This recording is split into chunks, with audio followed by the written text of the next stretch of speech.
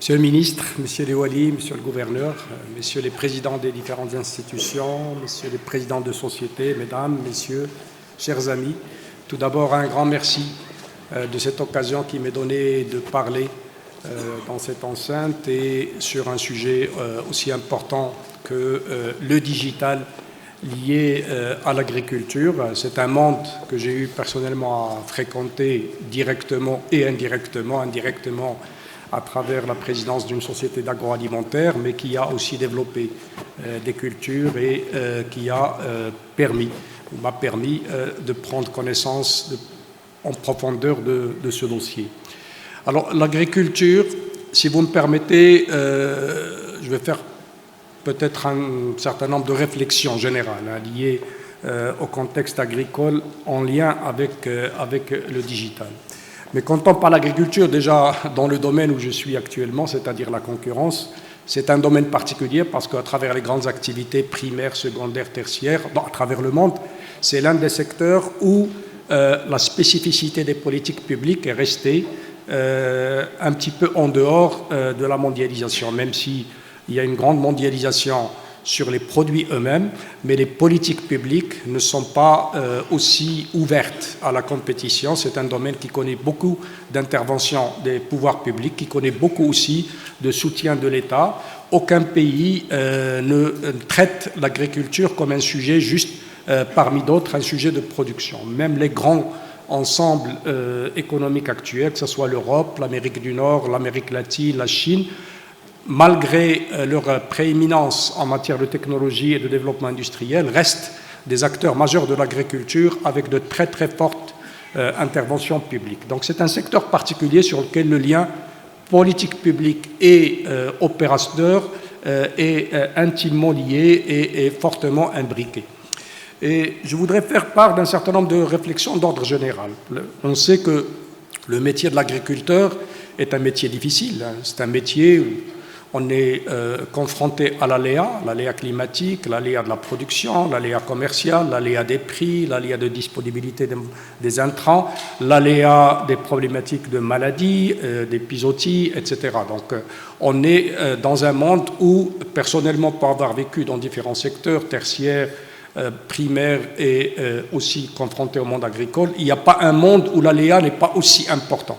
Et j'en parle au tout début de cette intervention pour dire justement si on doit réfléchir à l'amélioration du monde agricole et à la production, c'est à travers peut-être ce regard au niveau des grandes politiques publiques qu'il faut le prendre, parce que le digital aujourd'hui, avec ses évolutions, entre autres le big data, l'intelligence artificielle, les grands réseaux qui existent aujourd'hui est de nature à non pas annuler l'aléa, mais à l'améliorer très sensiblement, et donc à offrir, dans un monde relativement aléatoire, des visibilités qu'on n'avait pas par le passé. Et seul aujourd'hui, le digital permet ça. Donc si l'agriculteur est soumis à toutes ces préoccupations quotidiennes au niveau de sa conduite des cultures ou sa conduite de l'élevage ou sa façon de traiter avec le marché, avec les impondérables de la nature, je pense qu'il y a des solutions, qu'aujourd'hui on voit plein de sociétés qui offrent des accompagnements digitaux.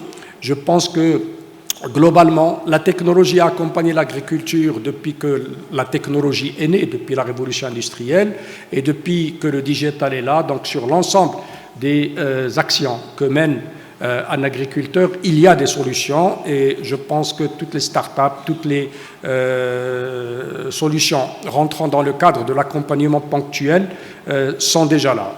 Aujourd'hui, on peut se féliciter qu'il y ait une vision globale au niveau du ministère pour fédérer et mettre à disposition de façon cohérente les informations pour permettre à ces solutions, les entreprises qui les promeuvent et bien évidemment l'agriculteur ou l'exploitant agricole qui les utilise, les mettre en contact de façon facile.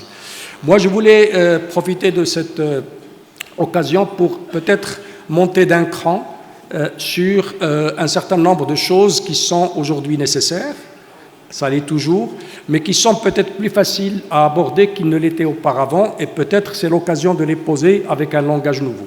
Je parle des sujets qui touchent la cohérence des éléments principaux qui sont les moteurs d'une politique agricole. Je vais citer quelques éléments, quelques dossiers, et je commencerai par un élément de base. Il n'y a pas d'agriculture sans terre, il n'y a pas d'agriculture sans foncier. Or, le foncier, c'est quelque chose qui est en même temps, évidemment, nécessaire pour l'agriculture, mais également utile pour l'habitat, utile pour les zones industrielles, utile pour les zones d'activité économique. Il se trouve qu'on a malheureusement souvent des concentrations de personnes, essentiellement là où, justement, il y a une activité économique agricole et donc concurrence sur les terres entre le foncier agricole, le foncier urbain. C'est quelque chose qui interpelle tout le pays. On voit aujourd'hui apparaître à travers le monde des problématiques d'artificialisation des sols qu'on veut limiter par l'habitat, par les infrastructures, etc. Donc le foncier, on est en compétition. On est en compétition sur différents usages.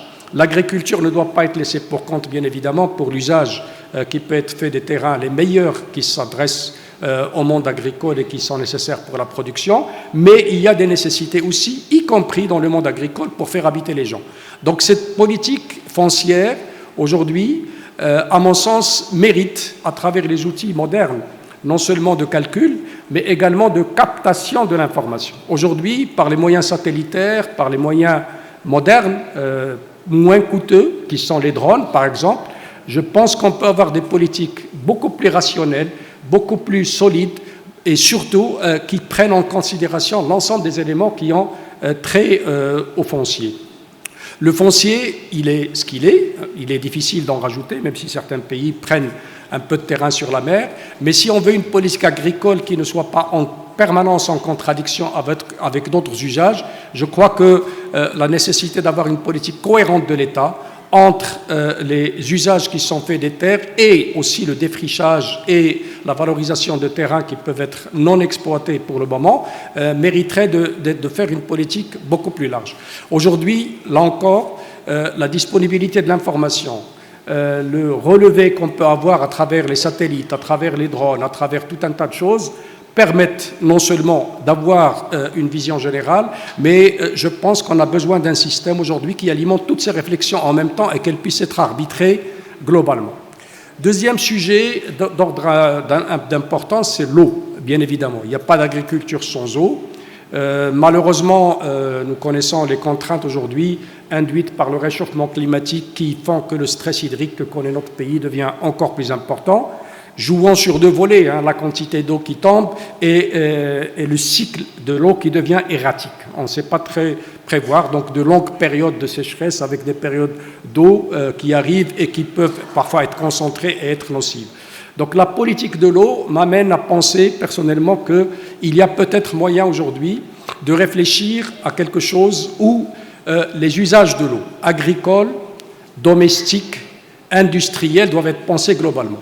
On sait aujourd'hui qu'on n'a pas d'échappatoire à former ou à transformer l'eau de mer en eau potable. Je pense que le Maroc peut s'enorgueillir d'ailleurs du projet qui a été mené à Agadir, où on a maintenant même de l'eau dessalée destinée à l'agriculture, ce qui montre bien que les usages sont tout à fait cohérents entre l'usage domestique. Mais il y a peut-être non seulement le dessalement de mer qu'il faut travailler, mais également le traitement des eaux usées. Le traitement des eaux usées, on sait que les eaux urbaines sont des eaux généralement très peu chargées et par conséquent leur traitement peut être relativement peu coûteux et un usage en termes d'irrigation et d'usage agricole peut être extrêmement fort. Et là encore, politique globale induite par aujourd'hui non seulement les techniques qui ont évolué, les coûts qui ont baissé, mais aussi la disponibilité de l'information qui permet de mener une politique de l'eau. Pour l'eau, je vais un peu plus loin. Je pense que l'eau, c'est une réflexion, je pense que notre pays a intérêt à avoir dans les années à venir, ne peut plus être considéré comme ce bien disponible, parce que d'abord, il ne l'est plus comme il l'était auparavant, et deuxièmement, les usages qu'on peut en faire peuvent le rentabiliser davantage.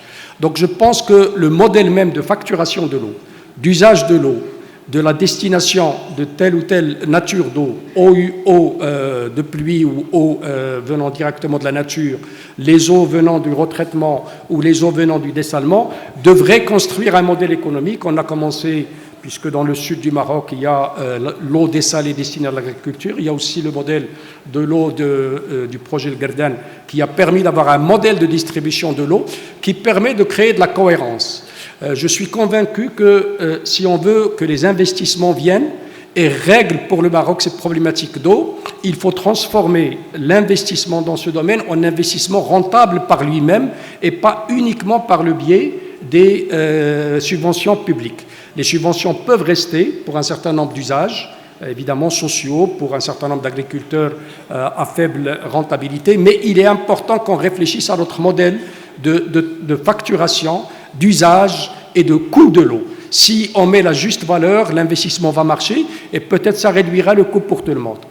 Et là encore, l'ensemble de l'information dont nous disposons, l'ensemble des traitements et les technologies de l'information sont à même de produire ou de fournir des éléments de réflexion et orienter la décision publique en la matière.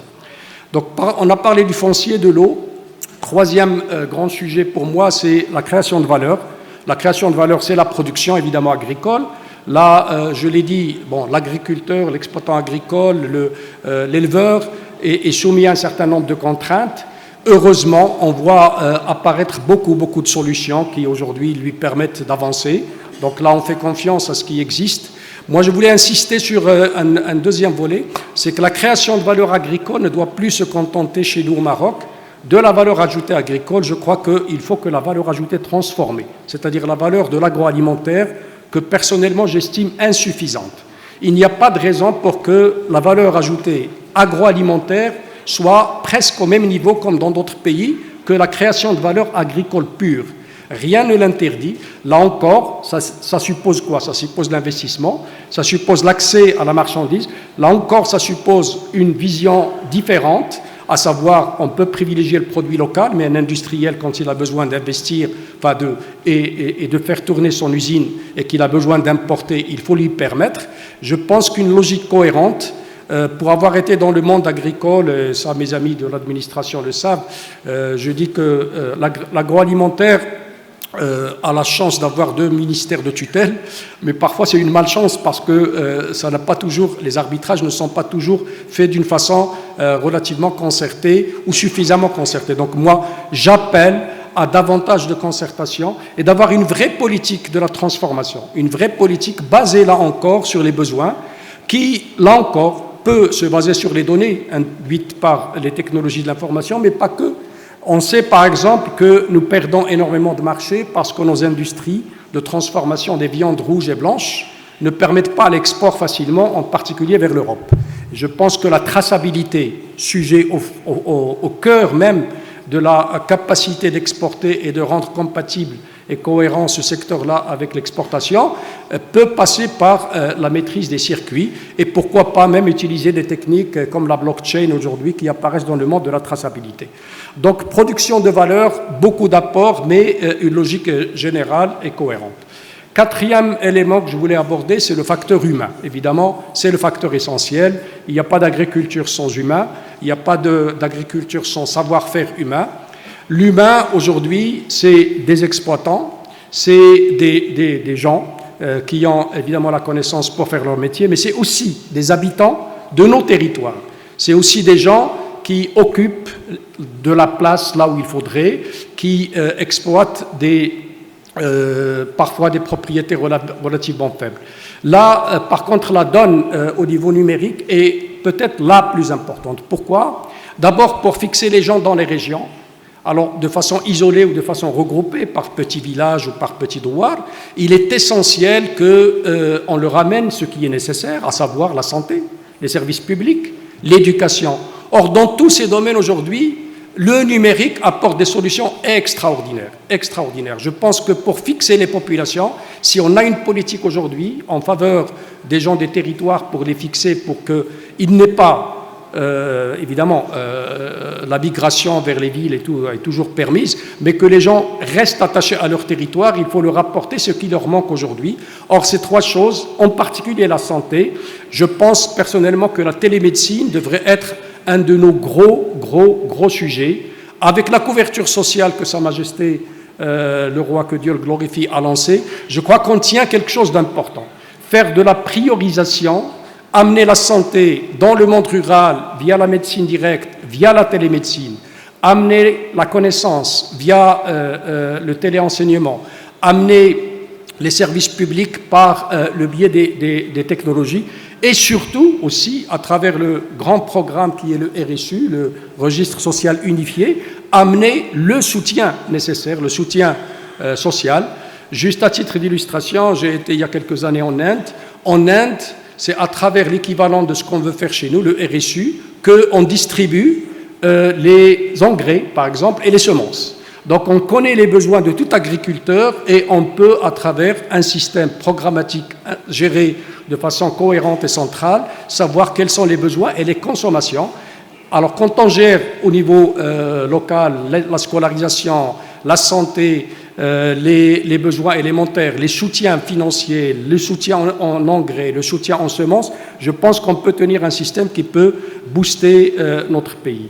Enfin, pour finir, on est dans un environnement d'enseignement, de recherche. Je pense que la recherche doit être présente chez nous. Je crois qu'elle l'est déjà. Je voulais juste vous faire part de quelque chose que j'ai vu récemment, qui est extraordinaire. Ça me rappelle nos leçons de chimie. On sait, pour ceux qui ont fait de la chimie, que la chimie organique est née par la synthèse de l'urée en 1828, je pense, et que ceci a été le démarrage de la chimie organique, en fait la chimie qui part du vivant pour aboutir à des produits synthétisés par l'être humain, d'ailleurs l'urée qui est évidemment un usage agricole. Beaucoup de chemin s'est passé, mais aujourd'hui, de quoi s'agit-il dans le monde ? C'est ce qu'on appelle le biomimétisme. Et je pense que c'est important que le Maroc s'intéresse à ça. C'est vrai que c'est des recherches extrêmement complexes, mais juste pour illustrer ça, on parle actuellement dans les grandes évolutions du numérique des ordinateurs quantiques. Les ordinateurs quantiques sont censés prendre la relève des ordinateurs qu'on connaît déjà. Caractéristique de ces ordinateurs, c'est qu'ils ont des capacités de calcul des milliers, des millions de fois plus puissants que le plus puissant des ordinateurs. Alors, sachez qu'un des usages qui est fait des ordinateurs quantiques dans le monde de la recherche aujourd'hui, c'est de dire comment peut-on fabriquer les engrais azotés. Alors, ça paraît lointain, mais on part de l'ordinateur quantique vers l'agriculture et vers les engrais azotés. Pourquoi ? Parce que transformer la molécule d'azote amorphe N2 en ammoniac pour créer ensuite les engrais qui vont avec, ça nécessite aujourd'hui de porter la température à des 400 degrés et des pressions de plusieurs centaines de pascals, et ça bouffe 2% de l'énergie mondiale. Si on est simplement capable de faire du biomimétisme, ben le modèle de recherche qui est en cours, c'est de voir comment l'enzyme qu'on appelle nitrogénase, qui dans les plantes transforme facilement l'azote en ammoniac, on peut reproduire ça. Alors ça nécessite des simulations tellement importantes que seul un ordinateur quantique est capable de résoudre un jour la question. Alors imaginez le rêve, si on peut synthétiser de façon artificielle ce que fait la chlorophylle, donc la biosynthèse, et qu'à partir du CO2 de l'air, on fabrique du sucre et de l'oxygène, ben, on aurait tout gagné.